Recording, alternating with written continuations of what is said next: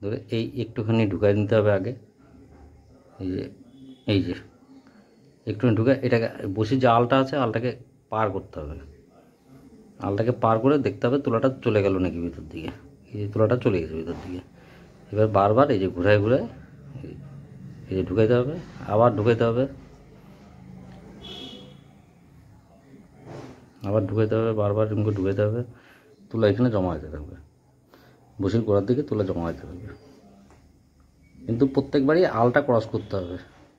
আর আলের মধ্যে যদি লেগে থাকে তুলা, তাহলে মাছ হিট করবে ঠিকই, মাছ লাগবে ঠিকই, কিন্তু মাছ খুলে যাবে। কেন আলটাই ধরে রাখে মাছটাকে, তো আলটাকে ফাঁকা রাখতে, ফ্রি রাখতে হবে। এই যে এই যে একবার করে ঘুরে দিতে হবে। এই যে বসি খালি ঢুকাই দিতে হবে তুলের ভিতরে, ঢুকাই দিয়ে এই যে একটা টান দিতে হবে, এই যে ঢুকে গেল ভিতরে, আবার ঢুকাইতে হবে। এরকম করে যতটা দরকার বসি অনুপাতে। ছোটো বসি হলে পরে অল্প তুলা লাগাইতে হবে, কেন আল অবধি আনা যাবে না তুলাটাকে, আলটাকে ফ্রি রাখতে হবে। বড় বসি হলে পরে একটু তুলাটা বেশি লাগাইতে হবে। এই যে হয়ে গেল, এইটুকু লাগানোর পর তুলাটাকে এবার টান দিলে পরে তুলাটা আলাদা হয়ে গেল। আর বাকি যে মাথাটা থাকবে সেটাকে আবার ঘুরাই নিয়ে এইভাবে আবার ঢোকা দিতে হবে 2-3 বার। হয়ে গেল। আর ঢুকাই দিতেও পারে, এভাবে টাইনে ছেড়ে দিলেও হবে। আর তারপরে এইভাবে করে একটু তুলাটাকে বসির মধ্যে সঙ্গে ঘুরাই দিতে হবে। এইবার দেখতে হবে তুলাটা এই যে আল ছাড়ি দিচ্ছে, এই যে আলের সামনে চলে আসছে।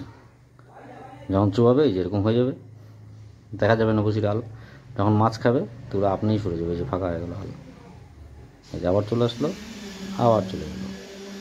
তুলাটা এই গোড়া এইটুকের মধ্যে তুলাটা খেলবে, তুলাটা নড়াচড়া করবে, তুলাটা ফিক্স থাকবে না এক জায়গায়। এই এই কিছুই না। যখন চুবাবে তার আগে চুবানোর মেটে বাটাতে হোক বা ডায়কা মাছের ইয়েতে বাটাতে হোক, চুবানোর সময় বসি জল থেকে ওঠার পর এটাকে একটুখানি চিপে নিতে হবে, এক্সট্রা জলটা যাতে ইয়েতে বাটার মধ্যে যাতে না যায়। তাতে কী হবে, বাটাটা ড্রাই থাকবে, শুকনো থাকবে, ভেজা হবে না, গ্যালগ্যালা কম হবে। এই যে হয়ে গেছে, এই যে এইটুকু।